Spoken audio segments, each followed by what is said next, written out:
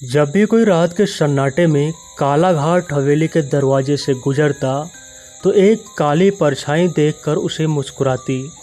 लेकिन कोई भी आज तक नहीं जान पाया कि वो परछाई कहाँ से आती है और किसकी है।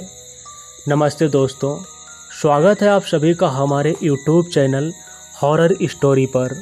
और यह कहानी आप सुन रहे हैं सभाजीत मौर्य की आवाज़ में। दोस्तों, आज की ये कहानी बेहद रोंगटे खड़े कर देने वाली है, तो आप इस भूतिया कहानी को अंत तक ज़रूर सुनें। तो चलिए कहानी की शुरुआत करते हैं। शाम का समय था। सूरज धीरे धीरे पहाड़ों के बीच छिप रहा था। आसमान में हल्के नारंगी रंग के बादल थे और हवाओं में एक अजीब सी ठंडक घुली हुई थी। रमेश, सुमन और उसकी बेटी आर्या अपनी गाड़ी में बैठे थे, जो धीरे धीरे गांव कालाघाट की ओर बढ़ रही थी। रमेश, जो सफ़ेद शर्ट और नीली जीन्स पहने था, गाड़ी चला रहा था। उसके बाल हल्के भूरे रंग के थे और उसकी दाढ़ी में हल्की सफ़ेदी थी।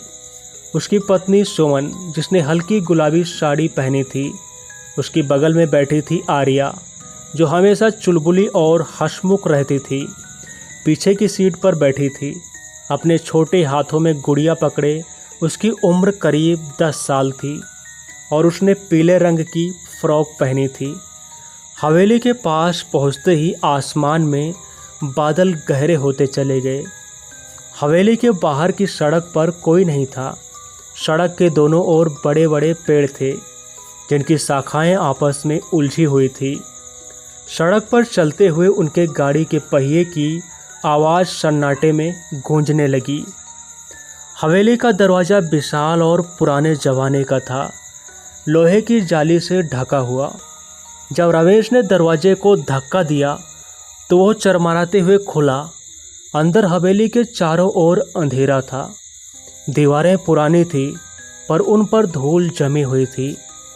चारों ओर अजीब से चित्र बने हुए थे, जो मानो कहानियाँ बयां कर रहे थे। सुमन, जो अंदर जाते ही घबराई हुई थी, कहने लगी, यह जगह सच में अजीब है। हवेली के भीतर एक अजीब सी सर्दी थी, जबकि बाहर का मौसम सामान्य था। हवा ने हल्के से सुमन की साड़ी को फड़फड़ाया और वह थोड़ा सहम गई। कुछ नहीं है, बस पुरानी हवेली है, रमेश ने उसे दिलासा देते हुए कहा। लेकिन उसके शब्दों में भी आत्मविश्वास की कमी थी। रात का समय आ चुका था। हवेली के बाहर घना अंधेरा छाया हुआ था और हवा अब तेज चलने लगी थी। हवेली के अंदर सन्नाटा था, पर अचानक सुमन को बगल के कमरे से किसी के चलने की आवाज़ सुनाई दी। क्या तुमने कुछ सुना? सुमन ने घबराते हुए पूछा। रमेश, जो बिस्तर पर लेटा हुआ था, उसने कहा, यह सिर्फ तुम्हारा भ्रम है सुमन। लेकिन जैसे सुमन ने बिस्तर से उठकर खिड़की की तरफ देखा, उसे दूर हवेली के मुख्य दरवाजे के पास एक काली परछाई दिखाई दी। वह परछाई धीरे धीरे आगे बढ़ रही थी और फिर अचानक गायब हो गई। सुमन का दिल तेजी से धड़कने लगा।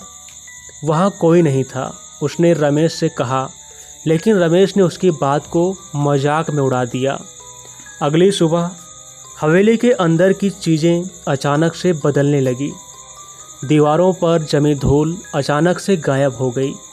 सुमन जब रसोई में गई तो उसे लगा कि वहाँ पहले से खाना पकाने की महक है, जबकि किसी ने रसोई में कदम भी नहीं रखा था। आर्या को हवेली के पुराने तहखाने में एक पुरानी किताब मिली। किताब में हवेली के बारे में लिखा हुआ था और उसमें जमींदार और उनकी बीवी के बारे में भी डरावनी कहानियाँ थी। आर्या ने अपने माता पिता को किताब दिखाई और जैसे ही उन्होंने किताब के पन्ने पलटे, हवेली के चारों ओर तेज हवाएं चलने लगी। हवेली के दरवाजे अपने आप बंद हो गए और खिड़कियों पर ज़ोर ज़ोर से हवाएं बजने लगी। सुमन ने रमेश से कहा, हमें इस हवेली को छोड़ देना चाहिए, यहाँ कुछ अजीब हो रहा है। लेकिन रमेश, जो अब भी इन सब को मन गढ़ंत मान रहा था, उसने कहा, हम कहीं नहीं जा रहे हैं, यह सब सिर्फ तुम्हारा भ्रम है और कुछ नहीं। रात होते ही हवेली के चारों ओर अजीब घटनाएं होने लगी। सुमन को बाथरूम के शीशे में एक औरत की परछाई दिखाई दी जो उसके कंधे पर हाथ रखी थी। जैसे उसने पलट कर देखा, वहाँ कोई नहीं था। रमेश को तहखाने में कुछ खोजते हुए एक पुरानी तिजोरी मिली। तिजोरी में एक काली किताब और एक मूर्ति रखी थी। जब उसने किताब को हाथ से उठाया तो हवेली की दीवारें हिलने लगी और किताब के पन्नों से खून बहने लगा। रमेश अब समझ चुका था कि हवेली में बहुत कुछ छिपा हुआ है। वह समझ गया कि यह हवेली उसकी नहीं थी, बल्कि इसे एक जमींदार ने अपने अत्याचारों से भर दिया था। वह जमींदार जिसने कई लोगों को मारा और उनकी आत्माओं को इस हवेली में कैद कर दिया। आखिरकार जब रमेश और सुमन ने हवेली छोड़ने की कोशिश की तो हवेली के दरवाजे अपने आप बंद हो गए। वे वहाँ फंस गए थे।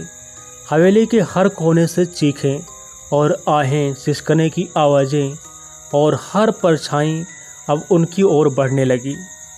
रमेश ने किताब में लिखे अनुष्ठान को पढ़ने की कोशिश की, पर जैसे ही उसने पहला मंत्र पढ़ा, हवेली की दीवारें खून से लथपथ हो गई और हवेली का हर दरवाज़ा बंद हो गया।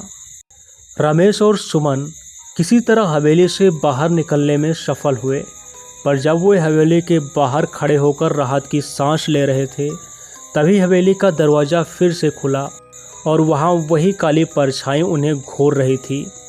क्या वे इस हवेली से वास्तव में मुक्त हो चुके थे या फिर यह सिर्फ शुरुआत थी? कालाघाट हवेली के दरवाजे अब भी खुले हैं और वह अपने अगले शिकार का इंतज़ार कर रही है।